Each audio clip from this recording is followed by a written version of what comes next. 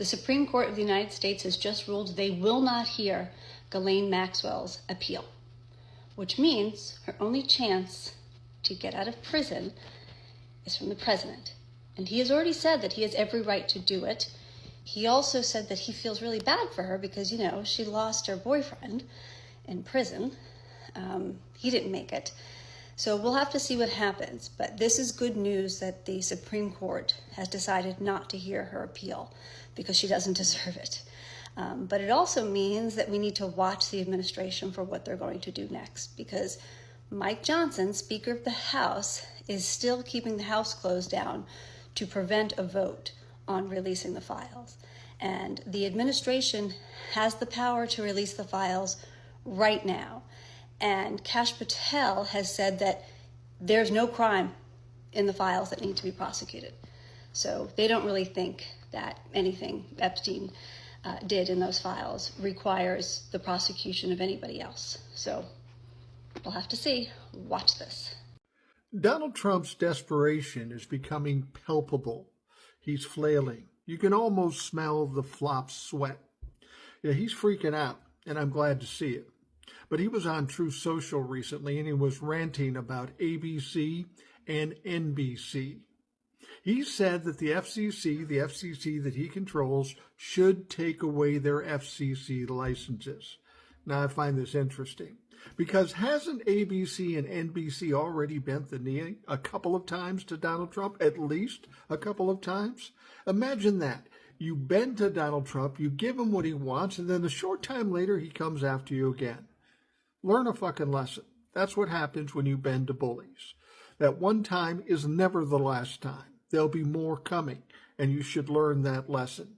But here's something I've talked about before, and apparently Donald Trump doesn't understand. You see, ABC, NBC, CBS, all of these networks aren't licensed by the FCC. They're not broadcast outlets. They feed information to individual radio and television stations who are governed by the FCC, but the networks are not. So, Donnie, what do you expect the FCC to do?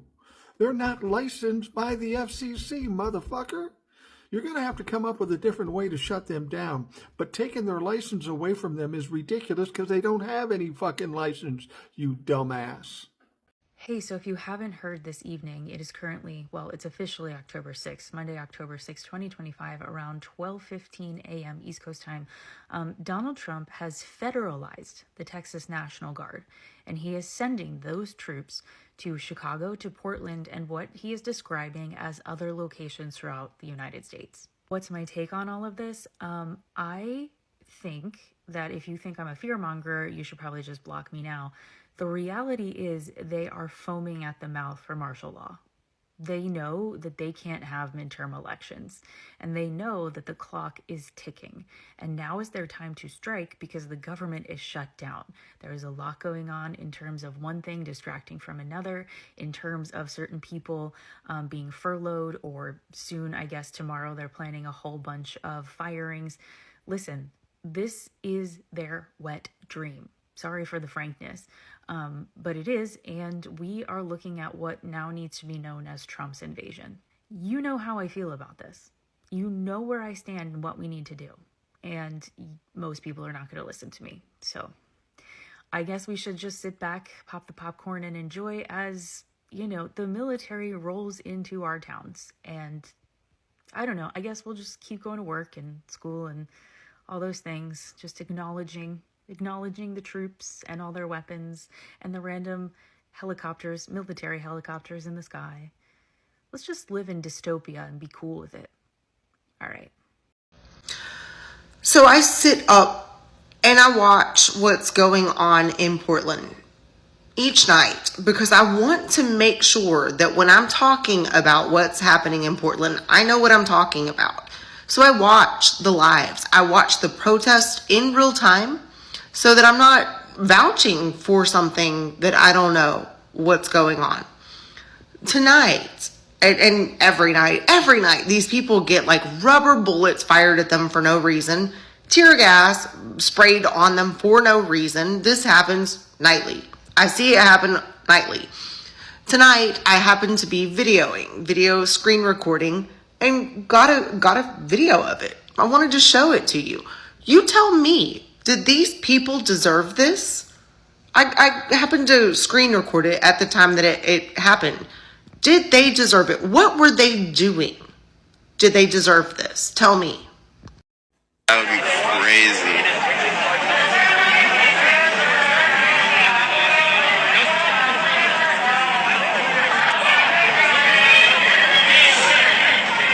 Thought he was gonna walk up on you. What? Somebody was walking towards me? I must have not been paying attention. I turned around because somebody said something in the background.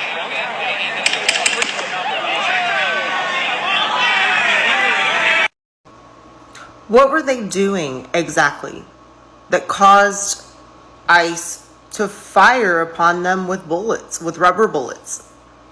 Can you pinpoint anything? Because I was watching. Nothing was going on. Nothing. They were chilling. And you know what's sad? If you notice, no one reacted. They were like, because this happens to them all the time. Because they'll be sitting there just assembled, not doing anything, just, exercising their First Amendment right to peaceably assemble, and they get fired upon with rubber bullets nightly. And they get tear gassed nightly. But you pinpoint the action that caused that, because I was watching. They didn't do anything. And this happens every single night to them. They're not doing anything, y'all. I'm watching every night. They're not doing anything violent. I wouldn't be vouching for this if they were. I don't believe in violence. I'm watching to make sure that I'm not vouching for something that is violent.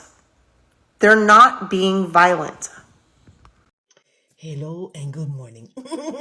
I hope everybody had a great weekend. We all refreshed. We ready. Okay. In today's episode of As the White Hood Turns, Syphilitic Sid is delusional. And I want to say, I want to be as delusional as Syphilitic Sid. Right? I really do. I think we all need to have that level of delusion in our lives. Let me tell you why. This man literally got up there and said he is in the best shape of his life and he is healthier and in better shape than Bush and Obama. I want to know which Bush. The dead one? Because that's the only one. I'm sorry. Have y'all seen Obama? He out here hooping, running, walking. Syphilitic Sid couldn't barely make it up an escalator, y'all. I just want to know, has he seen his cankles? Has he seen his hands? Has he seen his face? Has he seen his belly?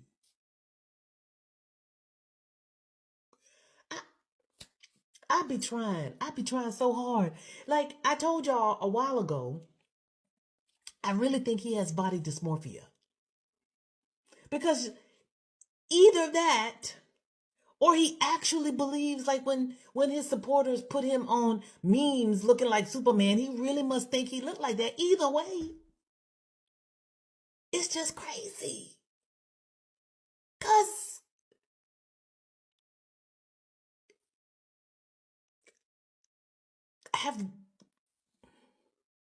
y'all see, I ain't got no words. I don't. But, okay. Okay, bye. So have you guys noticed the ratio of government shutdown content creation is like way off and skewed way right? Literally, on my algorithm, the ratio is like 10 to 1, where I'm seeing these MAGA and right-wing creators make content and trying to lay blame at the Democrats' feet for this government shutdown. You know why that is? Because no one's buying what they're selling. They keep peddling this lie that the Democrats want to give free health care to undocumented immigrants, and no one's buying it because it's a very easy lie to fact check. But they keep pushing this lie. Why? Because it's not sticking, and we have numbers to back that up. 9 hours ago, Axios published this article. 39% of Americans blamed Trump and Republicans in Congress for the shutdown, compared to 30% who blamed the Democrats. Another 31% said both sides share the blame equally. Over half, 52% of Americans disapprove of how Trump is handling the shutdown. 52% also disapprove of congressional Republicans' handling of the lapse, with 49% disapproving of congressional Democrats' handling. So, not that far behind, but still behind. But this is why that little lie that the right-wing creators are peddling isn't sticking. Let me show you. That same article from Axios goes on to say, asked what issues the shutdown was over, 36% of respondents said healthcare, which is true. And here's the nail in the coffin for Republicans. A recent poll from KFF found that majorities of Democrats, 92%, independents, 82%, and Republicans, 59%, support extending those enhanced tax credits that Democrats demand be included in any government funding deal. People like being able to afford healthcare. Mind blown. I know, right? People like the Affordable Care Act. People benefit from it. And when you are impacted positively by policy, when the policy is popular, you're informed about it, right? So when they hear the government is shutting down because healthcare subsidies with the Affordable Care Act are expiring, people look into it. They realize that, oh, my premiums could go up if that happens. The Democrats are fighting to keep those. So yeah, I agree with the Democrats. This is not a difficult topic to be on the right side of. It really isn't. But you, MAGA and right-wing creators, you keep doing your thing. Keep making your videos and peddling your lies. We don't care. We know who's to blame. Those of us who can read did. And we moved on. Okay? So you let us know when congressional Republicans decide to put on their big boy and big girl pants and actually show up for work. Sound good? Hey, MAGA peeps. How's it going?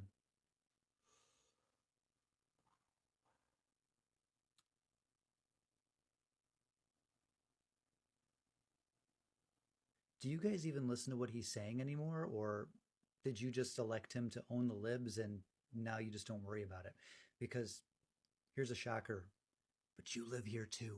And the things that he's doing are permanently damaging your children's futures. You sold out your own kids because you thought that Donald Trump was the good guy. You thought the guy that was on Epstein's plane more than anybody else was going to drain the swamp and save the children? Really? How's that working out for you guys? Because last time I checked, the soybean farmers are going bankrupt because nobody will buy their soybeans. Last time I checked, red states are struggling because of all the spending that Donald Trump has cut along with the Republican Congress. Last time I checked, you guys weren't doing so hot either. So what are we doing here? Slight change of venue. I was being too loud in my office. But anyway, back to my question. What did voting for Trump get you exactly?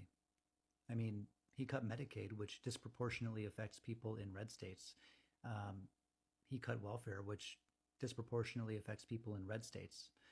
He cut funding for hospitals, which disproportionately affects people in rural areas, which tend to be red. My hospital's still open. How's yours? Every policy that's been proposed and passed by the Trump administration has directly damaged red states most of all. He makes noise about sending the National Guard into blue states, sending them to Chicago and Portland, but I mean, the definition of fuck around and find out may be waiting for them in Chicago if they ever actually get there. Just saying. Call him daddy. You act like he's a tough guy. You have shirts with his face on them, and when you make your weird AI art, you portray him like he's the cover model for gay romance novels. But Donald Trump's not a tough guy. He's an Ivy League Nepo baby whose bone spurs kept him out of the Vietnam War. He didn't even claim conscientious objector status. He just had his doctor write him a note. He backs down immediately whenever his opponent is not a woman or a person of color. Donald Trump has no principles. He has no grit. He doesn't have any balls. He's just a bitchy little rich kid who's used to getting his way. And for some reason, you guys decided he was your great white hope. Day 258 of Making America Great Again, mainly because I was tired yesterday, and sometimes you need to take a break from the nonsense that's happening, especially with this administration. So, hold on, let me mute the television. So, yeah, the government is still shut down, and the California, Portland, and Washington are all basically suing the government, the White House, Trump administration, because they are saying that we don't want you here in our states. There is absolutely nothing going on in our states. There is no war, and we don't want you here. At the same time, Trump is basically saying that it's a war zone and that the government there are too afraid to ask for his help because they're afraid that the so-called people who are starting the war will come after them.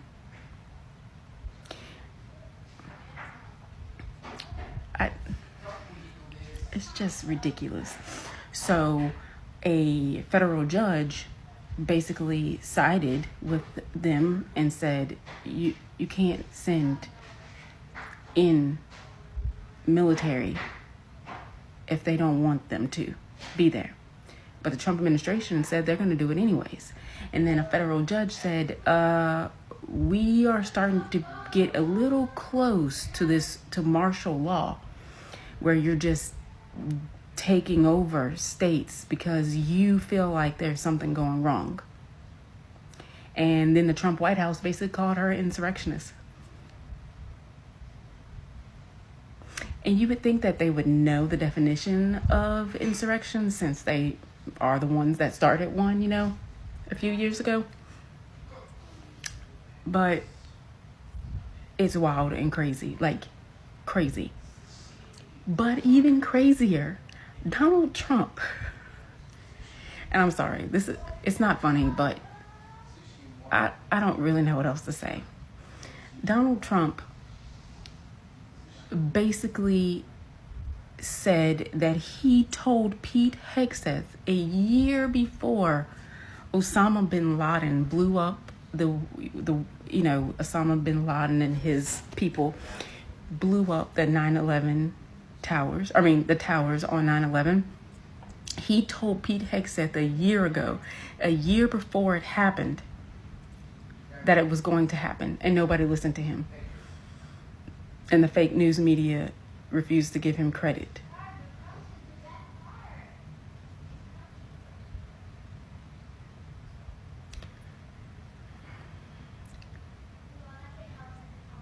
Let that marinate in your brain, what he is ultimately saying.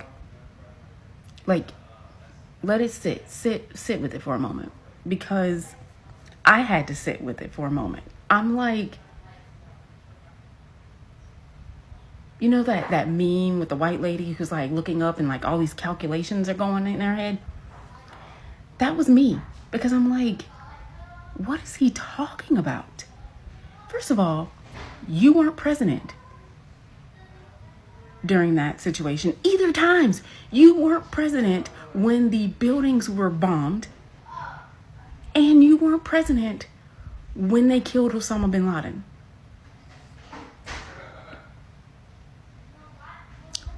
So what are you talking about?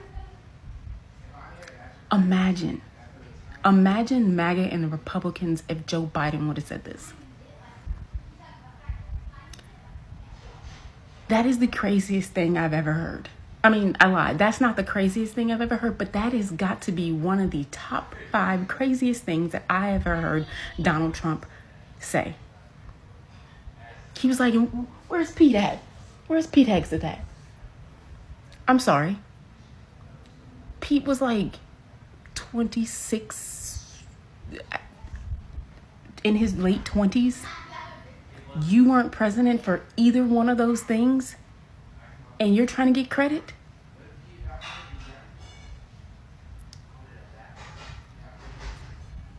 That's all. What if Trump sends National Guard forces in anyway, notwithstanding the court orders? This is a question that I've been getting a lot, so I'm going to try to answer it real quickly with a video. And the answer is the most annoying lawyer answer ever. It depends / we don't know. So far, despite all of the nonsense that people like Stephen Miller and JD Vance, who definitely knows better, keep writing on social media about these activist judges who are aiding terrorism by ruling that Donald Trump is violating the law and trying to block him from doing so, they run their mouth a lot on social media, but in court, the lawyers are complying with the law. To the extent something has been argued, like the judge's order, the original TRO in Portland, only specifically referenced the Oregon National Guard because that was what was at issue, but the intent of the opinion clearly meant there is no basis here to activate any National Guard at all. But she didn't actually say that.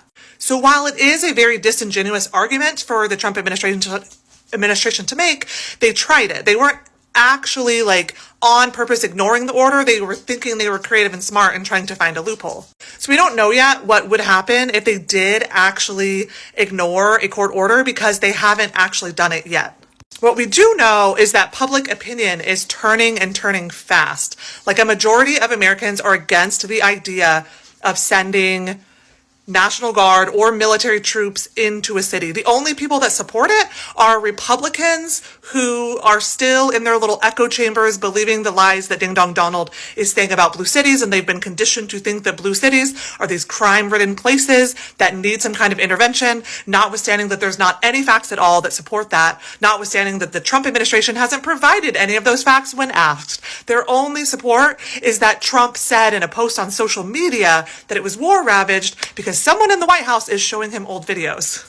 This escalation is both a reason to be concerned and to absolutely be calling it out and raising the attention and raising the red flags for everyone, and also to realize that this escalation is a sign that they know that they are losing because they are panicking, that their plans aren't going according to plan. Because what they wanted to happen, they wanted Black and brown people to be out in the streets so that they could call them thugs and say that they were rioting, as they've done every other time there have been mass protests that have involved people of color. And instead, they're only getting white dorks like me out at the protests. And it's really hard to have that narrative of people. I mean, Stephen Miller, God bless him, he is still trying. He's still trying to frame these people as woke anti-American terrorists or whatever the hell he's saying these days. But people, notwithstanding the level of gaslighting they've endured for the last decade, they do still have ice.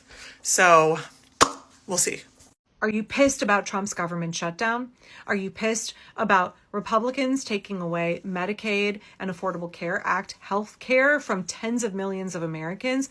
Are you pissed about Republicans closing hundreds of hospitals around the country? Are you pissed at Republicans ballooning the national debt trillions of dollars to give tax breaks to billionaires? Are you pissed about the fact that your grocery prices have gone up 38%? Are you pissed about the jobs numbers being terrible, bleak in this country? We lost 32,000 jobs last month. Are you pissed about the fact that Donald Trump said that farmers have to hurt for a little while, and he admitted his tariffs have basically fucked over soybean farmers in this country? Are you pissed about how he turned around and bailed out Argentina, even though they're a direct competitor with our soybean farmers for China's soybean market? Are you pissed at the ICE raids in Chicago, where 300 agents swooped into an apartment complex, dragged out naked little children, zip-tied them, and dragged out American citizens, handcuffed them, violated their constitutional rights, and stuffed them into the back of vans for hours? Trashed an apartment complex? Do you want to live in an America where the Gestapo, known as ICE, can come and break into your home in the middle of the night, trash all of your possessions, drag you outside and handcuff you and say, we're doing this just until we can confirm that you're an American citizen. Papers, please. Papers, please. No, you can't talk to a lawyer. No, there's no probable cause. Yeah, you're going to stay here as long as we say. Are you pissed about the fact that Stephen Miller and Donald Trump want to normalize that in this country? Are you pissed at the fact that Pete Hegseth and Donald Trump embarrassed us on the international stage, insulted our armed service members, made a mockery of the United States military? A majority of Americans say that Donald Trump is taking this country in the wrong direction. A majority of Americans oppose Donald Trump on every single issue. A majority of Americans disapprove of what Donald Trump is doing. A majority of Americans think that Donald Trump has gone too far. A majority of Americans think that the immigration raids have gone too far. A majority of Americans think that we should be giving paths to citizenship for undocumented Americans rather than spending hundreds of billions of dollars rounding up immigrants in this country and stuffing them into concentration camps, ripping families apart. Are you pissed about all that? Because I sure am. I mean, if none of those things were really something that spoke to you, were not the thing that has you riled up, I'd ask you to take a moment and consider, What are the ways that your life is measurably worse under Donald Trump? Because there is no aspect of American life, there is no corner of our society that has not been negatively impacted by the Trump regime. Unless of course, I'm speaking to somebody who's a super rich, elite billionaire. Unless you are part of the 0.1% of this country that's like, fuck yeah, everything's amazing. I've gotten way richer. It's much easier for me to pollute. It's much easier for my corporation to exploit our employees. I've gained billions and billions of dollars under Donald Trump and all of his grifting and all of the corruption in this government. This is pretty fucking sweet for me. Unless you're one of those oligarchs up here. Everybody else, 340 million plus of us, we are all experiencing a reduced quality of life, more suffering, we're less prosperous, we're less secure, we're more scared. Our rights are being trampled on. The America of October 2025 looks drastically different than October 2024. Think back. If Barack Obama had done any of the things that Donald Trump has done, how would you react? What would you be saying, Republicans, right? If Joe Biden had tried any of this shit that Donald Trump is doing, how would you have reacted? What is happening in this country right now is not normal. This is an authoritarian takeover of a democratic country. This is a petty, aging, sundowning, fragile narcissist who is bent on grifting off the American people, inflicting maximum suffering, enacting as much retribution as he possibly can against all of us for the fact that he's been convicted of 34 felonies, for the fact that there was some small effort that, overwhelmingly failed to hold him accountable for the insurrection that he fomented at the Capitol on January 6th. If you think that Donald Trump is not doing all of this because he wants payback against this country, then you would be wrong. If you think that Donald Trump isn't doing all of this because he loves the grift, right? He and Elon Musk said they were going to end waste, fraud, and abuse. Please understand that every accusation from a narcissist is a confession. Instead, we now have the most corrupt government in the history of the United States. Everything is a shakedown. Everything is quid pro quo. Everything is about how they can grift off of our taxpayer dollars, right? How can they hand our taxpayer money to their buddies? How can they move around wealth? How can they break all kinds of laws and increase their profit? That's what's happening in the United States. We are now a nation that is ruled by cruelty and corruption. Are you pissed about that? Are you pissed about it? Because I'm pretty pissed about it. And there's lots that you can do. There's lots that you can do to stand up and resist. And I know that, I get a lot of comments from people who are not from the United States who are like, Americans, why aren't you doing something? Millions and millions and millions of Americans are doing all kinds of things every single day. Millions and millions and millions of Americans are resisting with everything that we have on a regular basis. It's just that corporate legacy media is not reporting on it. If you look at the number of protests, there have been more protests this year than probably in the history of the United States, right? There are protests every single day in the United States. There's a whole Wikipedia page that covers all of the larger protests. You should go look at it and then understand that there are smaller pop-up protests, overpass protests, honkin' waves. There are protests in front of ICE buildings, in front of Teslas still. There are protests in front of government offices every single day. There are protests happening every single day in the United States. There are millions of people engaged in sustained economic resistance. There are people who are engaged in work to rule, malicious compliance in their jobs. There are people who are funding organizations that are standing up in the courts. There are people, y'all, who are pushing back in so many ways that are never going to make the news, making sure that we care for our communities, engaging in mutual aid, trying to fill in those gaps where the government has withdrawn the kind of safety nets and supports that our tax dollars are supposed to fund. Regular people are stepping in and taking care of their neighbors. So people are resisting. Just because you don't hear about it doesn't mean that it's not happening. It means that the regime is desperate to make sure that you do not hear about it. They don't want you to know.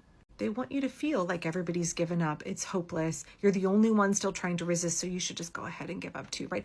That is the propaganda of the regime. Their only real tool is demoralizing you. As I've said many times, it's not as much what they do. It is very much how we choose to react to it. How we respond is what matters right now. And if you want that big public display, then you need to turn up for No King's Day on October 18th. You need to not only turn up yourself, but you need to bring your neighbor. You need to bring your family member. You need to bring your folks from your knitting group, from your church, Bible study. Get your pickleball club together. Get all of the gals that you walk the neighborhood with every week. your co-workers, your group of friends from down at the bar. Get other people to come with you. Everybody needs to turn up on October 18th. So far, there are more than 2,200 events planned around the country. There's even some that are happening in Mexico, in Europe, in Canada. Mad props and big thanks to people outside of the U.S. who are supporting us and standing in solidarity with us. You want that big visual demonstration? It's really important not only for our morale, not only to bring other people into the movement, but to show everybody who's like, nobody's doing anything. Donald Trump cannot claim that everybody loves him and that everybody supports him when there are millions and millions of people in the streets. We humiliated him. We ruined his birthday with the first No Kings Day, right? He had that really sad, pathetic attempt at replicating a dictator-style military birthday parade. And our service members in the army, they marched out of step on purpose. That is that malicious compliance, the squeaky tanks, the small crowds. Meanwhile, millions of people partied it up around the country saying, no kings. We fought a war to get free of a king. And we certainly will not submit to an addled, fragile narcissist who would like to turn himself into a king in 2025. So if you're pissed about everything that's happening, if you're pissed at how your quality of life is less than it was a year ago, if you're pissed about the horrible, cruel things that this regime is trying to do, then come join us. Stand up. No King's Day is family friendly.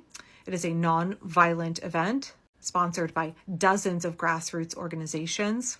October 18th, all around the country. We have to turn up because the way that we defend our rights is that we exercise them. The way that we make sure that this regime does not win, that the propaganda of the regime does not work on us, is that we stand up against it. So I'll see you out there on October 18th.